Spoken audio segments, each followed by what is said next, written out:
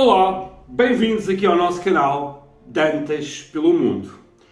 E o nosso vídeo de hoje vai ser explicar-vos a diferença entre aquilo que é um padre ligado à sua diocese e obedece ao seu bispo, chamamos os padres seculares, e um padre que é religioso, por exemplo, um franciscano, um espiritano, um carmelita, e que pode estar numa comunidade, mas ele não obedece diretamente ao bispo, mas sim à pessoa que comanda a ordem religiosa, ao seu superior.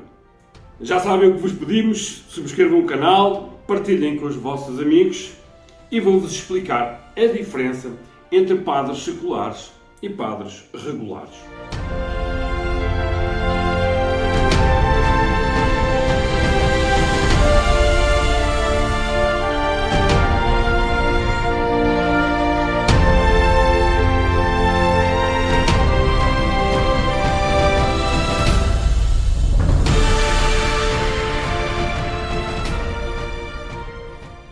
Quando os apóstolos fundaram as primeiras comunidades, a que nós chamamos a Igreja Primitiva, não havia ordens religiosas.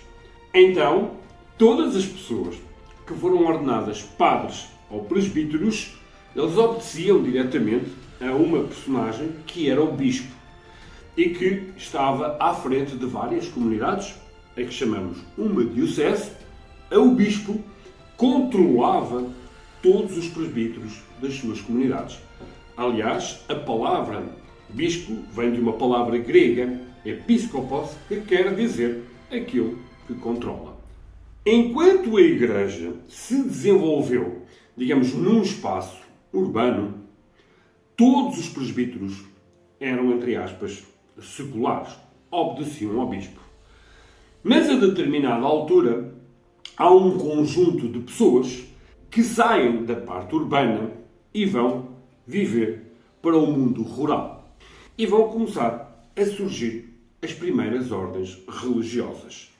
Na prática, elas obedeceram a um chamamento que era, digamos, a civilização, a sociedade, o mundo, a parte urbana. Eles achavam que ali era difícil viver os valores do Evangelho e testemunhá-los. Havia muita corrupção, havia muitos vícios, e então eles afastaram-se da cidade para tentarem viver de uma forma mais autêntica a mensagem de Jesus Cristo. E para fazerem isso, eles vão se organizar em pequenas comunidades e vão criar uma regra de vida. O que é que isso significa? Vão criar uma espécie de regulamento para viverem de acordo com a mensagem de Jesus. Mas quando isto acontece, nós já temos uma igreja bastante desenvolvida. E então nós já temos os patriarcados, temos o Papa, e então estas comunidades não querem desobedecer à parte institucional que já estava estabelecida. E nenhuma ordem religiosa ela vai nascer sem a autorização do Papa. Significa que, por exemplo, a pessoa que fundava esta comunidade escrevia essas regras e submetia ao Papa essa aprovação. Se o Papa não concordasse com alguma coisa, dizia, olha, mudem esta regra, mudem ali, para viverem de uma forma mais autêntica. E então eles mudavam. Se o Papa achasse que aquela regra e aquele regulamento não alterava a forma de viver o cristianismo e a mensagem de Jesus, aprovava essa regra.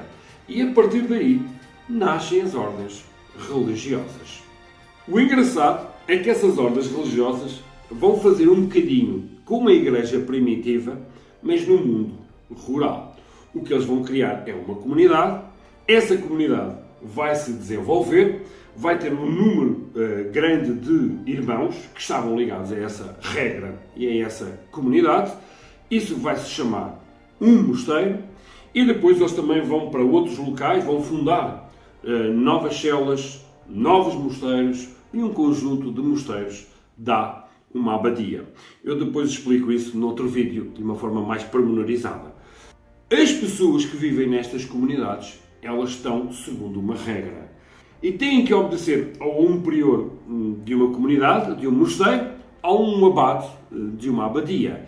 E então eles é que mandam neles e decidem para onde é que vão e o que é que vão fazer. Então esses padres passam a viver segundo essa regra criada por esse fundador. E nesse caso passamos a chamar a esses padres padres regulares. Então já perceberam a diferença entre um padre secular e um padre regular. Padre secular ligado a uma diocese, padre regular ligado a uma ordem religiosa e que segue uma regra e um regulamento para viver.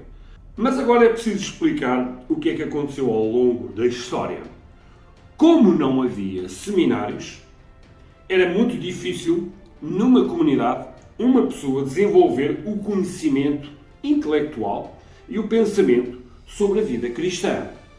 Isso vai acontecer nas ordens regulares, nos mosteiros e nas abadias.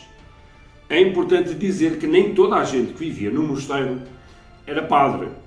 Havia pessoas que se dedicavam ao estudo, à parte intelectual, e acabavam por ter uma capacidade de pensar o que é ser cristão, e então, mais tarde, eram ordenados padres. Mas havia muitos dos monges que, basicamente, a função deles era manter a sobrevivência do mosteiro e da comunidade. E rezavam de manhã em comunidade, mas durante o dia eram agricultores, outros pescadores, outros pastores, faziam um trabalho normal de uma pessoa para o sustento de uma comunidade. E essas pessoas, muitas vezes, não eram ordenadas padres, é aquilo que nós chamamos monges, em muitos casos, em algumas ordens religiosas, nós chamamos irmãos. Qual a diferença numa comunidade religiosa entre um padre e um irmão? Na prática, eles são membros de uma comunidade, portanto, um padre não vale mais que um irmão. A diferença é que um padre pode celebrar os sacramentos, sobretudo a Eucaristia, coisa que o irmão não pode consagrar e celebrar a Eucaristia. Mas em muitos casos, esses irmãos recebiam as ordens menores, por exemplo, poderiam ler o Evangelho, poderiam fazer uma homilia, poderiam, por exemplo, dar a comunhão, mas nunca poderiam fazer uma consagração, ou seja, celebrar a Eucaristia de uma forma completa. Mas o que acontecia é que estes padres que viviam nos mosteiros recebiam uma formação claramente acima da média.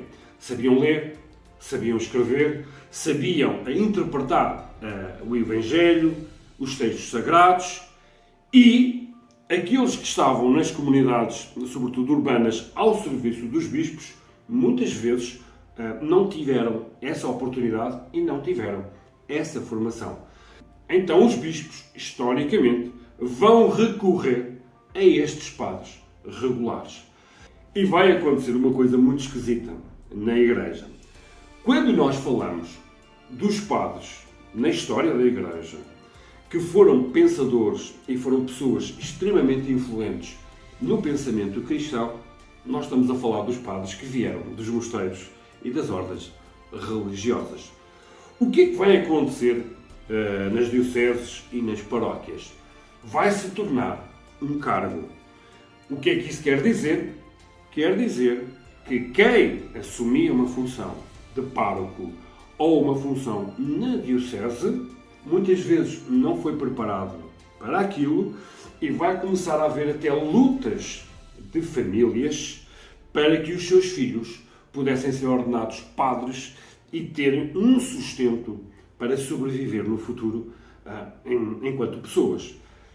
Isto vai limitar o acesso a quem queria ser padre. E aqui temos já um problema muito sério na Igreja, que é as famílias nobres que tinham muitos filhos, mas por causa da lei do morgadio, quando o seu chefe morria, deixava tudo ao filho mais velho. Então o que é que acontecia com os outros filhos? A maior parte deles tentavam seguir a carreira eclesiástica. Qual o drama? Não iam para os mosteiros, porque eles não queriam viver aquela vida segundo uma regra. Então havia uma espécie de jogo político, de interesses, e vamos falar muitas vezes de corrupção, para que o bispo nomeasse aquela pessoa para uma comunidade, para uma paróquia. O que é que isso significava? que aquela pessoa ia ter uma forma de se autossustentar. E então passou a ser assim.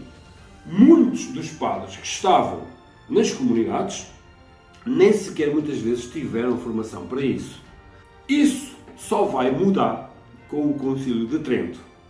Nesse concílio, digamos, os bispos dão-se conta que da parte secular, a maior parte dos padres não eram intelectuais, não eram muito inteligentes, não tinham recebido formação, viviam aquilo como uma função e uma profissão, e vai ser este concílio que vai dizer que é preciso criar seminários para a formação dos novos padres.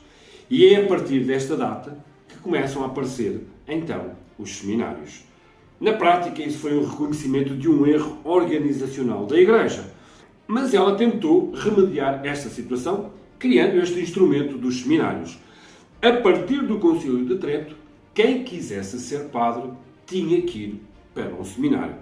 Esses seminários funcionavam nas sés catedrais, ou à volta dessa sé catedral. E é por isso que eles vão ter esse nome secular, ligados a uma sé.